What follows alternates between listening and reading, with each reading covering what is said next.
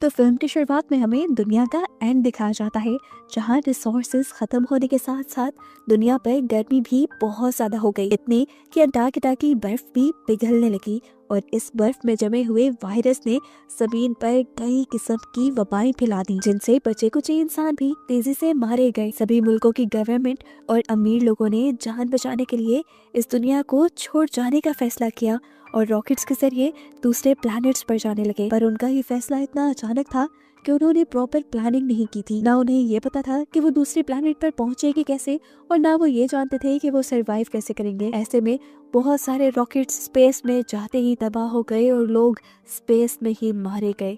अब दुनिया में जितने बच्चे कुछ इंसान रह गए थे वो भूख और प्यास से मारे गए और कुछ आपस में लड़कर मारे गए। अब दुनिया पर हमें अकेली बची हुई इंसान ईवा को दिखाया गया, जो पहाड़ों के ऊपर बनी मिलिट्री बेस में एक रोबोट के साथ रहती थी। ये मिलिट्री बेस उसके डैड ने बनाई थी और ये रोबोट भी उसके डैड का ही था। ये रोबोट ईवा के घर के बाहर सिक्योरिटी करता था ताकि कोई ईवा को नुकसान ना पहुंचाए और ना कोई ईवा की चीजें चुरा कर ले जाए। आज भी जब ईवा कुछ जरूरी सामान के लिए नीचे जाने लगते हैं तो रोबोट उसको जाने से पहले कुछ इंस्ट्रक्शंस देता है कि नीचे का पानी नहीं पीना और अपनी एक्स्ट्रा ऑक्सीजन सप्लाई लेकर जानी है। नीचे जाने पर हमें तबाह हुई दुनिया दिखाई जाती है। इसी तबाह हुई दुनिया में ईवा एक सुपर स्टोर ढूंढकर वहाँ चली जाती है, अपनी जरूरत का सामान लेती है और वहीं पर उसे लेवेंडर सीड्स मिल जाते हैं। वो जानती थी कि आज के दौर में इन्हें उगाना बहुत मुश्किल है, लेकिन उम्मीद उसने हारी नहीं थी। वो इन सीड्स को भी उठाकर यहाँ से बाहर निकल आई। आज भी उसे उम्मीद थी कि कोई सर्वाइवर उसे अपने जैसा मिल ही जाएगा, लेकिन बहुत ढूंढने पर उसे कोई नहीं मिला। तो उसने सुपर स्टोर के बाहर अपनी लोकेशन लिख दी कि अगर कोई सर्वाइवर जिंदा हो तो वो उसके साथ आकर रहने लगे। अब ईवा जब घर आई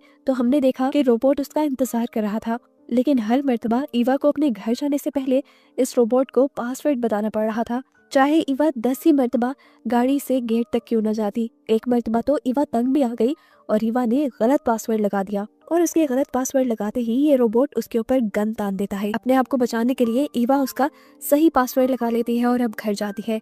कपड़ों समेत शॉवर लेती है ताकि जो भी नीचे का वायरस उसके कपड़ों पे लगा हो वो सारा धुल जाए और उसके बाद अपने काम पे लग जाती है। उसने अपने घर के अंदर ही एक छोटा सा ग्रीन हाउस भी बनाया हुआ था जिसमें वो अपनी जरूरत का सामान उगाती थी। उसकी इस अकेली जिंदगी में और कुछ था भी नहीं, अपने लिए सामान उगाना, अपने लिए सप्लाईज लेके आना और अपने लिए ही एनर्जी बनाना। आजकल वो अपने घर पे सोलर इंस्टॉल कर रही थी ताकि एनर्जी की कोई कमी ना रहे। ईवा अकेली ही ये सारे काम करती थी। उसका रोबोट बस घर के चारों तरफ घूमता रहता था। अगले दिन काम करते हुए ईवा रोबोट से मजाक करने लगती है, लेकिन ये एक एआई है, मजाक ये लोग नहीं समझ पाते। खैर, अब ईवा उसे शादी के लिए प्रपोज कर देती है और रोबोट यहाँ पर उसे शादी की डेफिनेशन बताता है और कहता है कि एक रोबोट और एक इंसान की शादी नहीं हो सकती। तो ईवा उससे कहती है, फिर मेरा क्या होगा? इस दुनिया में तुम्हारे अलावा और है ही कौन? यहाँ उसके और रोबोट के दरमियान होने वाली बातों से हमें पता चलता है कि उसके डैड ये बेस बनाने के बाद अपने बटालियन के पास गए थे और ईवा को ये कह के गए थे कि वो कुछ दिन में वापस आ जाएंगे, लेकिन सालों गुजर गए, वो यहाँ नहीं आए। रोबोट भी ईवा की थोड़ी थोड़ी बात समझने लगा और अब रोबोट ने उससे कहा, मैं सिर्फ 40 साल तक काम कर सकता हूँ, अगर मुझे कुछ हो गया फिर तुम्हारा क्या बनेगा? ईवा मजाक में उसे कहती है, तो कोई बात नहीं, मैं एक दूसरा रोबोट ढूंढ लूंगी। खैर, अब ईवा उससे रोबोट के रूल्स पूछती है। रोबोट बताता है कि हम किसी इंसान को नुकसान नहीं पहुंचा सकते। दूसरा रूल ये था कि उन्होंने इंसानों के दिए हुए हर ऑर्डर को फॉलो करना था और तीसरा रूल ये था कि वो अपने आप को जिंदा रखेगा, लेकिन इसमें शर्त ये थी कि उसके जरिए इंसानों को नुकसान न पहुँच रहा हो और वो इंसानों का ऑर्डर न मान रहा हो। यहाँ पर ईवा उसे याद दिलाती है कि तुम्हें एक चौथे काम के लिए भी बनाया गया था, नए एनर्जी रिसोर्सेज ढूंढने के लिए। तब रोबोट ने कहा, नहीं, मैं सिर्फ सिक्योरिटी रोबोट हूँ, मुझे चीजें इकट्ठी करने के लिए नहीं बनाया गया। वो कहता है, मेरा काम सिर्फ तुम्हारी हिफाजत करना है और अनजान लोगों को यहाँ तक आने से रोकना है, और मेरे मुताबिक अनजान वो है जो मेरा पासवर्ड नहीं जानता। ईवा ने उससे कहा, तो ये गलत है, अगर कोई पासवर्ड नहीं जानता लेकिन वो इंसान था और मर रहा था तो तुम्हें मदद करनी चाहिए थी। याद नहीं है वो टाइम जब तुम्हारी ड्यूटी एक चेक पोस्ट पे थी और तुमने इंसानों को दूसरी तरफ जाने नहीं दिया था, हालांकि वो गर्मी से मर रहे थे, सिर्फ इसलिए कि उन्हें तुम्हारा पासवर्ड नहीं याद था। तुम और तुम्हारे जैसे रोबोट्स ने उन बचे कुचे इंसानों को भी बॉर्डर क्रॉस नहीं करने दिया और बेचारे सभी इंसान मारे गए। वो रोबोट को बताती है कि तुम लोगों की वजह से यहाँ पर सबसे ज्यादा लोग मारे गए थे, लेकिन फिर तुम सबको रीप्रोग्राम कर दिया गया। अगर मेरे बस में होता मैं सारी चीजें दोबारा से रीप्रोग्राम करती और तुम्हें सब याद दिलाती कि तुम कितनी बड़ी गलतियां कर जाते हो। यहाँ तक कि अब भी ईवा को इस रोबोट के साथ रहने में कंफर्टेबल फील नहीं होता था। उसे इस रोबोट से ही डर लगा रहता था, लेकिन वो इस रोबोट को बंद भी नहीं कर सकती थी क्योंकि ये सारे काम उसके डैड को आते थे। क्रिसमस आने वाला था। अब ईवा ने अपने रोबोट से पूछा, तुम्हें क्रिसमस के लिए कोई गिफ्ट चाहिए? जिस पर रोबोट ने जवाब दिया, हम रोबोट्स गिफ्ट नहीं लेते। और ईवा को फिर से अपनी दुखिया बात याद आ गई कि वो अपनी पूरी जिंदगी एक रोबोट के साथ गुजार रही है। तंग आकर उसने रोबोट से कहा, कम से कम इंसान बनने का नाटक तो कर सकते हो तुम। बहुत सोचने के बाद शाम में रोबोट उसके पास आया और उसने ईवा से कहा कि अगर तुम मुझे गिफ्ट देना चाहती हो तो तुम एक आंख यानी एक आई मुझे गिफ्ट करो, जिससे मैं सब देख पाऊँ। ईवा ने हैरानी से उसकी तरफ देखा और कहा, हाँ सोचा जा सकता है इस बारे में। अगली सुबह हम देखते हैं कि ईवा एक आर्टिफिशियल ट्री लेने के लिए दोबारा नीचे की तरफ जाने वाली थी, क्योंकि असली ट्रीज अब इस दुनिया में नहीं थे और उसे क्रिसमस के लिए एक ट्री डेकोरेट करना था। जाने से पहले आर्थर ने उसे वही इंस्ट्रक्शन दी कि ऑक्सीजन टैंक एक्स्ट्रा लेकर जाना है और नीचे का पानी नहीं पीना है। ईवा अपना सामान लेकर जब वापस आई तो उसे अब घर के अंदर जाना था। रोबोट ने उससे रोज की तरह पासवर्ड मांगा। ईवा ने उसे बता भी दिया, लेकिन रोबोट ने उसके ऊपर गन तान दी, क्योंकि इस मर्तबा ईवा ने गलत पासवर्ड बताया था। असल में इस रोबोट का पासवर्ड हर 3 महीने बाद रिन्यू हो जाता था और नया पासवर्ड ईवा के डैड के जर्नल में था। ये सारे पासवर्ड असल में ईवा के डैड ने ही सेट किए थे और सभी को सेट करके डायरी में लिख दिया था। डायरी अब घर के अंदर थी, वो अंदर जाती तो सही पासवर्ड देख पाती, लेकिन ये रोबोट उसे अंदर जाने नहीं देता। ईवा यहाँ पर रोबोट की मिन्नतें करने लग जाती है, लेकिन रोबोट के अंदर कोई फीलिंग नहीं थी। ईवा को प्यास भी बहुत लगी थी। उसे जितने पासवर्ड याद थे उसने सारे रोबोट के सामने बोल दिए, लेकिन सारे पासवर्ड गलत थे। ईवा अब रोबोट को समझाने की कोशिश करती है, देखो रोबोट, इस दुनिया में सिर्फ मैं ही अकेली इंसान बची हूँ और तुम्हें मेरी ही हिफाजत के लिए यहाँ लाया गया है, तो मुझे 1 मिनट के लिए अंदर जाने दो। मैं जर्नल लेकर तुम्हें तुम्हारा पासवर्ड बता देती हूँ। लेकिन रोबोट उसकी एक नहीं सुनने को तैयार था। रोबोट ने इस मर्तबा भी उसकी बात नहीं मानी, तो ईवा जाकर दूर बैठ गई। उसने सोचा कि कुछ देर बाद जब रोबोट का ध्यान भटकेगा तो वो उसे चकमा देकर घर के अंदर चली जाएगी। और जैसे ही वो ऐसा करने लगी तो साइड से रोबोट ने उसके ऊपर गन तान दी, यानी ऐसा करना भी उसके लिए जानलेवा साबित हो सकता था। अब वो अपने घर के अंदर जाने के लिए ही तरस रही थी। कुछ देर बाद ईवा नए आइडिया के साथ रोबोट के पास आती है और वो उससे कहती है, मुझे अंदर जाने दो, मुझे एक कुल्हाड़ी चाहिए, मुझे पेड़ काटने हैं। रोबोट ने बताया, इस दुनिया में अब कोई जिंदा पेड़ नहीं है, तो तुम्हें एक कुल्हाड़ी चाहिए किस लिए?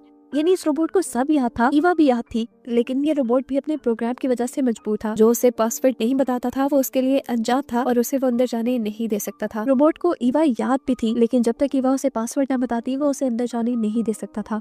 दोबारा ईवा किसी इंसान की तरह उसके सामने गिड़गिड़ाने लग जाती है, उसकी मिन्नतें करती है कि तुम मुझे 1 मिनट के लिए अंदर जाने दो, मैं जर्नल देखकर तुम्हें तुम्हारा पासवर्ड बता दूंगी। लेकिन अभी भी रोबोट उसकी बात मानने को तैयार नहीं था।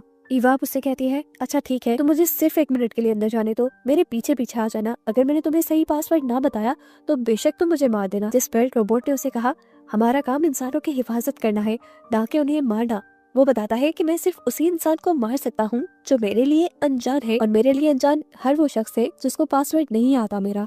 रोबोट की इन हरकतों से परेशान होकर ईवा ने अब उसके सामने ट्राई करना भी छोड़ दिया और रात भी उसने अपने कैंप के बाहर ही गुजारी। उसने सोचा था कि रात में किसी तरह वो अपने कैंप के अंदर चली जाएगी, लेकिन आर्थर नामी ये रोबोट उसके दरवाजे के आगे से हट ही नहीं रहा था। अगली सुबह अब ईवा का प्यास और भूख से बुरा हाल था, उसे किसी तरह अंदर जाना था। उसने एक नया आइडिया लड़ाया, अपने कपड़े उल्टे पहने और अपना मुंह ढककर वो रोबोट के पास गई और उसने रोबोट से कहा कि मैं एक रिफ्यूजी हूँ और मुझे तुम्हारी मदद चाहिए। उसने रोबोट को बताया कि रोबोट के लॉस के मुताबिक रोबोट को उसकी मदद करनी चाहिए, क्योंकि वो एक रिफ्यूजी है और कोई भी रिफ्यूजी दूसरी जगह आकर बहुत ही आराम से पनाह ले सकता है अगर उसे अपने मुल्क में कोई खतरा हो। रोबोट उससे पूछता है, तुम किस तरह के रिफ्यूजी हो, डिजास्टर रिफ्यूजी या पॉलिटिकल रिफ्यूजी? ईवा ये बात तो जानती थी कि डिजास्टर रिफ्यूजीज को दूसरे मुल्कों में आना नहीं पड़ता, इसीलिए उसने कहा कि मैं पॉलिटिकल रिफ्यूजी हूँ। यानी ईवा का कहने का मतलब था वो ऐसे मुल्क से आई थी जहाँ पर जंग चल रही थी। रोबोट यहाँ उससे कहता है, मैं तुम्हारी बात मान लूंगा, लेकिन तुम पीछे से घूम कर आओ। असल में वो उसे पूरी तरह स्कैन करना चाहता था। ईवा उसकी बात मानते हुए पीछे गई और जब वापस आई तो उसने अपना हुलिया दोबारा ईवा जैसा बना लिया, और यही तो उसने गलती की थी। रोबोट ने जब उसका हुलिया स्कैन किया तो वो उसे एक रिफ्यूजी नहीं लगी और रोबोट ने उसे दोबारा पनाह देने से मना कर दिया। तीसरी मर्तबा ईवा जब अपने असली हुलिया में रोबोट के सामने आई तो रोबोट ने ईवा को देखते ही उसे कहा कि अभी कुछ देर पहले यहाँ पर एक अनजान शख्स और एक रेफ्यूजी आया था, लेकिन मैंने उसे भगा दिया। ईवा को लगा कि शायद अब रोबोट को कुछ नई बातें याद आ रही हैं। वो रोबोट से कहती है, प्लीज तुम मुझे अंदर जाने दो, लेकिन रोबोट इस मर्तबा भी उससे पासवर्ड मांग लेता है। थक हार कर ईवा यहाँ से जाने लगती है और जाने से पहले वो रोबोट से कहती है कि अगली मर्तबा कोई रेफ्यूजी यहाँ आए तो उसे पानी जरूर दे देना। अब पानी ईवा को पीना था। वो दोबारा एक रेफ्यूजी का हुलिया बनाकर रोबोट के सामने आई और उसने रोबोट से कहा कि मुझे पानी चाहिए, लेकिन पानी देने से पहले रोबोट अब उसके साथ इन्वेस्टिगेशन करने लगा। वो उससे उसके डॉक्यूमेंट्स मांगता है। ईवा उस पर गुस्सा होने लग जाती है कि मैं एक रिफ्यूजी हूँ, जंग के माहौल से भाग कर आई हूँ, ऐसे में मेरे पास कहाँ होंगे डॉक्यूमेंट्स। ये सुनकर अब रोबोट उससे कहता है कि तुम्हें एक एक्सप्लेनेशन तो जरूर देनी होगी कि तुम हमारे मुल्क में रहना क्यों चाहती हो। और ईवा ने एक झूठी स्टोरी बनाई कि जंग में उसके सारे पेरेंट्स मारे गए, अब वो अकेली रहती है, उसकी जान को भी खतरा है, इसलिए वो यहाँ आ गई। तंग आकर वो दोबारा रोबोट से पानी मांगती है तो रोबोट बताता है कि मैं एक रिफ्यूजी को तभी पानी दूंगा जब मैं पहले ईवा को पानी दूंगा, और ईवा को मैं पानी तब दूंगा जब ईवा मुझे अपना पासवर्ड बताएगी। पासवर्ड तो याद ही नहीं था ईवा को। एक और रात ईवा को बाहर गुजारनी पड़ी। भूख और प्यास से उसका जिस्म कमजोर पड़ गया था। सुबह होने पर वो रोबोट के सामने गिड़गिड़ाने लगती है कि प्लीज मुझे थोड़ा सा पानी दे दो या एक सेकंड मुझे अंदर जाने दो। तो रोबोट उससे कहता है आई एम सॉरी, मैं तुम्हारी कोई मदद नहीं कर सकता। मैं तुम्हारी मदद कर भी देता अगर मुझे लगता कि तुम दुनिया की आखिरी इंसान हो, लेकिन कल ही मेरे सामने एक रेफ्यूजी और एक अनजान लड़की आई थी। ऐसे में उन दोनों की जिंदा होने की वजह से तुम्हारी कदर कम हो गई है। ईवा की बॉडी में बिल्कुल भी ताकत नहीं थी कि वो इस रोबोट के साथ कोई बहस करती। यहाँ पर रोबोट उस पर तरस खा के उसे बताता है कि करीब ही एक पावर प्लांट है, हो सकता है कि वहाँ पे कोई इंसान हो, क्योंकि उसके चलने का पता अक्सर रोबोट को चलता है। अगर वहाँ इंसान होते तो वहाँ पे पानी और खाने का भी कुछ होता। ईवा बिना कुछ सोचे समझे उस जगह की तरफ बढ़ गई। उसके ऑक्सीजन सिलेंडर में ऑक्सीजन भी बहुत कम था, क्योंकि बाकी सारे ऑक्सीजन टैंक्स उसके घर के अंदर थे, लेकिन फिर भी वो उस पावर प्लांट के अंदर गई। ये पावर प्लांट बहुत गहरा था। ईवा को उतरते हुए भी बहुत टाइम लगा, लेकिन शुक्र ये था कि अंदर जाने पर उसे कुछ पानी की बोतल्स मिल ही गई। ईवा ने अपने ऊपर से अपना ऑक्सीजन सिलेंडर उतारा और एक कुल्हाड़ी लेकर दरवाजा तोड़ के अंदर चली गई, जहाँ जाकर उसने देखा कि वहाँ मौजूद पानी की सारी बोतलें खाली थी। एक और बुरा काम जो ईवा के साथ हुआ इस प्लांट में आने पर, इस प्लांट में कुछ रेडिएशंस निकल रही थी जो ईवा की बॉडी को नुकसान पहुंचा सकती थी, और वो ईवा को अब लग भी चुकी थी। अपनी बची कुची सारी ताकत ईवा अपने कैंप में वापस आने पे लगा देती है और आखिरी मर्तबा अपनी जान बचाने की कोशिश के लिए वो उस रोबोट को ही मारने का सोचती है। अपनी गाड़ी को वो तेजी से रोबोट के ऊपर चढ़ा देती है, लेकिन पता चलता है कि ये रोबोट बहुत मजबूत लोहे से बना था। गाड़ी के टकराने की वजह से उल्टा गाड़ी ही जल गई, लेकिन रोबोट को कुछ नहीं हुआ। अगली सुबह देखने को मिलता है कि ईवा की हालत बहुत ज्यादा बुरी हो चुकी थी। उसके पास गिनी चुनी सांसें बची थी। मरने से पहले उसके पास जो लेमन ट्री के सीड्स थे वो यहाँ जमीन में गाड़ देती है, इसी उम्मीद में कि शायद कभी ये उग जाए। उसको देखकर अब उसका रोबोट उसके पास आता है और रात में होने वाली हर चीज की रिपोर्ट देता है कि किसी अनजान ने उसके ऊपर हमला कर दिया था। ईवा उसकी बातों पे ज्यादा ध्यान नहीं दे पा रही थी।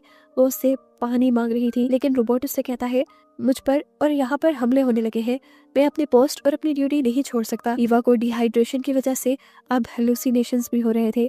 उसे ऐसी चीजें नजर आ रही थी जो उसके साथ हो भी नहीं रही थी। वो अपने आप को अच्छे कपड़े पहने अच्छी दुनिया में एंजॉय करता हुआ देखती है। अगली मर्तबा उसे हेलुसिनेशन होती है कि जैसे उसके डैड उसे पानी पिलाने के लिए आए हैं, लेकिन सामने वो देखती है कि यहाँ पर उसका रोबोट ही था जो उससे उसका पासवर्ड मांग रहा था। अब ईवा के अंदर बोलने की जान भी नहीं थी। यहाँ पर रोबोट ने उसे बताया कि अगर तुम मर गई तो मेरा पासवर्ड ऑटोमेटिकली रीसेट हो जाएगा। ईवा उसकी बात पे ध्यान नहीं देती और उससे सिर्फ आखिरी ख्वाहिश कहती है कि तुम मेरे लेवेंडर के सीड्स को पानी दे देना। ये कहते ही वो मर गई और रोबोट ने अपना नया पासवर्ड लेवेंडर सेट कर लिया। इस रोबोट को आखिरी इंसान के मरने पे भी कोई दुख नहीं हुआ था, वो सिर्फ आर्टिफिशियल इंटेलिजेंस थी। मूवी का कंक्लूजन ये है कि आर्टिफिशियल इंटेलिजेंस इंसानों जैसी फीलिंग्स नहीं रख सकते और ऐसे एक दिन इंसानों के लिए जानलेवा भी साबित हो सकते हैं।